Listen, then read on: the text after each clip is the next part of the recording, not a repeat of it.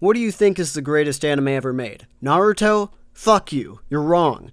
I'd rather curl up into a ball and shit in my own mouth continuously for 20 years than watch that garbage. The answer is JOJO'S Bizarre Adventure. It's the greatest anime ever made, greatest manga ever made, greatest anything ever fucking made. Fuck you if you think any differently. Now, JOJO'S Bizarre Adventure has had a fairly sizable cult following ever since the 2012 anime adaptation, but that's just here in America. In Japan, it's a massive media empire. It's been ongoing since 1987, and the manga has sold over 100 million copies, making it one of the best-selling mangas of all time. Up there with the likes of One Piece, Dragon Ball, and some basketball manga I've never heard about. It's extremely influential in Japanese pop culture and has spawned novelizations like Shameless, Purple Haze, and video games like Eyes Over Heaven. It even appears on snack foods. There's fucking jewelry, action figures. Well, of course, action figures. It's fucking Japan. But the point is, it's popular as shit, okay? And it's been popular as shit for decades. And any popular franchise is gonna have a few leeches clinging to it, trying to suck some of the money out of it. And that, my friends, is where Diesel comes in. And we're gonna check it out. We're gonna take a little look at it. As you can see, the art is actually fairly decent, or a lot better than what you would expect from a Shameless knockoff. Now, it's not perfect. There are some weird issues here and there. Let's look at this one panel right here. So as you can see, Blue Hulk is punching through the wall. Or at least, I think he is. I couldn't tell what was going on at first. It looks like he is phasing his arm through it. You see, because, you know, he's incorporeal. This is a JoJo ripoff. This is supposed to be a stand. But no, stands are not incorporeal. They are very much physical entities. He's clearly punching that man in the head.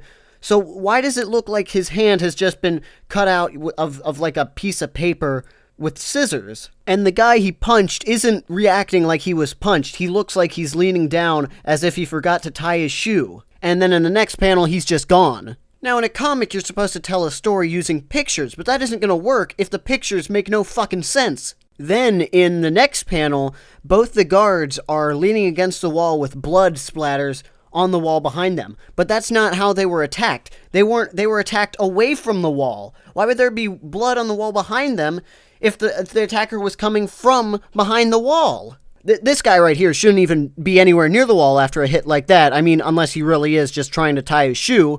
But he should be on the ground. He should be on the ground several feet away from the wall. The character art can also be rather inconsistent at times. For example, the art on Thomas Diesel, who is the protagonist, which was where the name Diesel comes from. In some panels, he looks like a typical 16-year-old anime kid protagonist straight out of a shonen manga.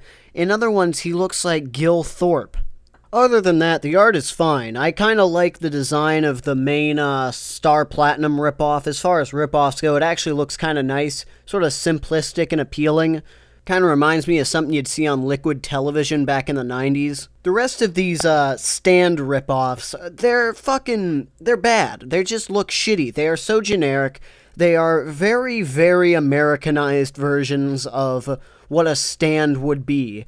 And they just look bad. There's no sense of just Japanese insanity that you can really feel in the stand designs in the real series. This one right here, I think, comes the closest to capturing it. Actually, it looks kind of decent if you're trying to make like your own version of a stand. It looks fine.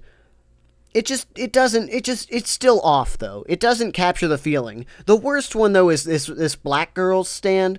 It's just a fucking girl in a ninja suit, okay? That's so fucking boring. It's shit. There's this other one, it just looks like a fucking Gundam. Like, that's not what a stand looks like. There's another one over here at the beginning that looks like the bronze kneecap. And it's just uninspired. It's not interesting. But anyways, let's get on to the plot. Let's explain what happens in this comic. So we start out with our protagonist storming the mansion of who I assume is supposed to be the main antagonist of the series. If that's the case, then he's clearly meant to be Dio, but I'm not quite sure what his name is. Mr. Botha? Botha what? D's nuts? Got him! So he meets Mr. Botha, and then fuck you, surprise, 3 months earlier. I'm not a huge fan, personally, of the whole 3 weeks earlier teaser thing. I feel like, we should start our stories where they begin, not start them where they get interested. Get out. Okay, so it cuts us 3 months earlier, and we get a pretty pointless exchange of dialogue, which ends with Mr. Botha killing this black guy. And then we cut again to Great Britain, where we see Thomas Diesel approaching a cabin in the woods in a very not British setting. I mean, this looks like fucking Virginia to me. This doesn't look like Great Britain. I don't know, maybe some of my fans from the UK can tell me about this. Does this look like a British house? It's been a long time since I left. I haven't seen May in little over a year. I hope she doesn't mind me dropping in unexpectedly like this.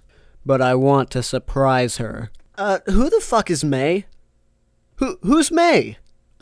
What's your relation to her? Why did you have to leave? No, this isn't me jumping the gun and complaining too early. There's never any explanation given. What is his relationship to her? Let's keep reading. So he's stopped by this other guy who explains...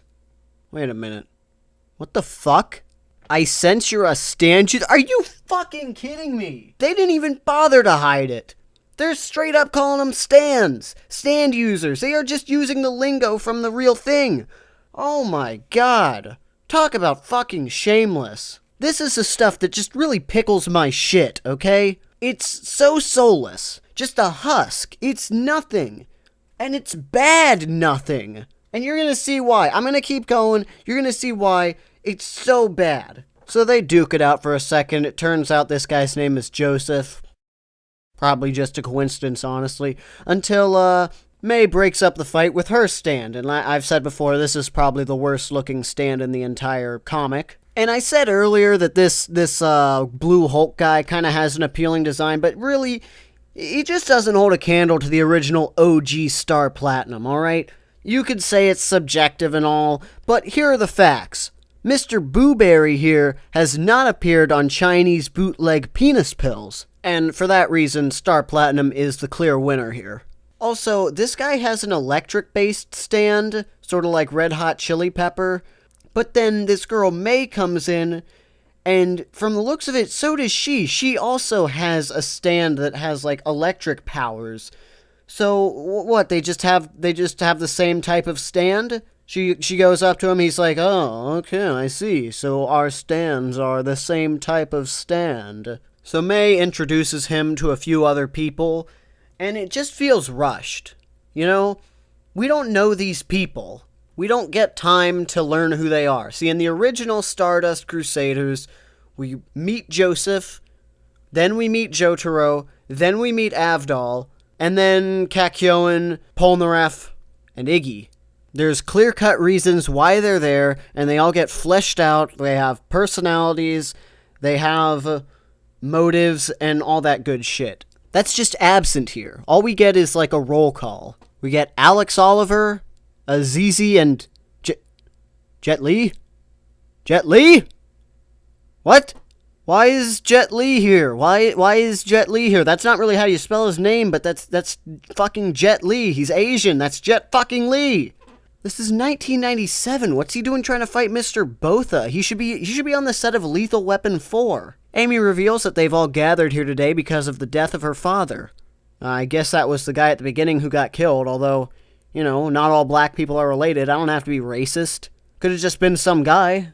So later that night, she goes to the lake to talk about Ryu. The comic helpfully adds an asterisk specifying that she is talking about Dragon King, which leaves me equally confused. She explains that the rest of the group are planning an attack on the person who killed her father, that Dio clone at the beginning, Mr. Botha. But why is he here then? He didn't know about this. Why did he just happen to come by right when they needed him? It's plot convenience, and it's unnecessary plot convenience. Why does it need to happen by coincidence? You know, how hard would it have been to write some dialogue that says, fucking Amy sent me a letter telling me to come by her British cabin so we can fuck. It's also worth noting that if I wasn't already familiar with the source material, I would have no fucking idea what's going on here. I already don't really know what's happening, but if I didn't know what a stand was, they don't explain what a stand is at all here. And they wrote themselves into a corner because the main character, Thomas Diesel, already knows what a stand is. He's already powerful with his stand. See, at the beginning of Stardust Crusaders, Jotaro doesn't understand what a stand is. He just got it, and he needs to have it explained to him, just like the audience needs to have it explained to us. That isn't here. That's just not here. Anyways, we get a glimpse of our first real enemy, and yeah, you already know where this is going. It's fucking Endul. So right off the bat, first issue, we're already diving into what was in the original one of the most intense battles in the entirety of Part 3. Of course, like most of the characters, Endul got a bit of a downgrade. Instead of some badass Egyptian dude in the desert, he's just a blind guy in the forest. Like, I mean, fucking look at him. He just looks depressed. He looks like he got lost and he's sad about it. Where's the campsite? I can't find it. So Joseph goes out to investigate and they find him laying in a pool of his own blood. But, surprise, surprise, it's not his own blood, so why was he laying down? Did he just decide to lay down in a pool of foreign blood? I mean, he wasn't attacked. He's surprised when it turns out to be an enemy stand. Speaking of which, props to the author for actually recreating the popular line from this battle. It's an enemy stand! Anyways, the stand kills Joseph, so, right off the bat, right out of the gate, Joseph is dead, didn't even fight, didn't draw his stand out at all. He just fucking sucks. He blows. Fucking forget about him. And the main difference between Endul's stand Jeb and this guy's stand is that this guy is made out of blood. Jeb was made out of water. And I think that's superior to blood, because there's more ways to hide a stand made of water than there are a stand made of blood. And just like in the series, they figure out it can locate things by sound. But that really doesn't work, because they're in a forest. In the original, they were in a desert. There's so many different sounds in a forest. And it's just generally more intense in a desert, because there's nowhere to hide. You don't have anywhere to go in a desert. And most importantly, they couldn't move. They can't move because Jeb would locate them. In here, they're just moving all the time. It doesn't even matter. What's the point? Why make it a sound-based stand if they're just going to constantly move around making a ton of noise? So Azizi brings out his stand, at which point we realize that none of the stands at this point have names, because he mentions that this stand has a name, Black Templar, but none of the other stands do. Azizi stalls him for a while Thomas gets the rest of them to safety, and then goes back to fight him on his own. So just like in the original, he pays too much attention to the dog, although in this one he slits the dog's throat, which doesn't happen in JoJo. I guess the creator of this didn't think there was enough animal abuse in the original. And just like in the original, Thomas shows up right behind him, and they fight, but Thomas lands the first blow. Having defeated the enemy, Thomas asks him to reveal what he knows, and in the original, Endul kills himself to avoid revealing any information about Dio, to show how loyal he is to him, because Dio is such a powerful enemy. But in this, he's just like, no, I can't fucking tell you anything. Then he's killed by what I assume is someone else's stand. It just looks like someone in a suit. And he just says, you passed the first test, I'm out, peace out, motherfucker. And that's the first issue. There never was a second one, so this is all we have. Honestly, I'm disappointed. I would have loved to see what this author does with the Oingo Boingo brothers. That would have been fucking insane. Speaking of the author, this comic was written and illustrated by Joe Welchens. And if you take a look at what he's associated with, you can see he's pretty prolific. He's worked on a bunch of stuff. Now, he's only the writer of one thing, and that is Diesel, and that's probably a good thing that he didn't write anything after this. But he's still getting work to this day. His most recent work is on a comic called Gold Digger, which if you look that up, it appears to be some sort of anime-inspired American comic. You're going to notice a theme with that in a lot of his work. A lot of American comics really trying to be manga. Ninja High School. Warrior Nun Lazarus. Fucking what? Land of Oz, the manga. Return to the Emerald City. He worked on a fucking Wizard of Oz manga. President Evil? What the fuck is this? Why is it? This is Obama in a comic called President Evil, even though this is obviously Army of Darkness, why is he Ash? What the shit? Oh, Joe Welchins, you just know all the best projects to work on. But now that this is over, we've read it, it leaves us with the question of why. Why was this made? With other rip-offs, it's easy to understand. It's made as a cash grab. It's done to bank off the success of other franchises. But here, it's harder to really get a grasp on. There's not really much cash to grab off of JoJo's Bizarre Adventure. It wasn't very popular in America. Not in 1997. So what was this? What's the point of ripping it off so closely? The optimist in me, the one who likes to see the best in people, wants to think that maybe he found out about the series through one mean or another, and he fell in love with it and wanted to share it with the rest of the country. But I know that's fucking not true. This is probably the result of someone who couldn't think of an original idea to save his life, so he turned to something that he thought he could get away with ripping off, something that no one has heard of, and he took it. He's a guy who loved anime, clearly, you can see that from all the projects he's worked on, and he wanted to make one of his own, but he couldn't. He doesn't have the creativity for it, so he just shat this out, and it's shameful. It's absolutely shameful. Anyways, that's it for tonight.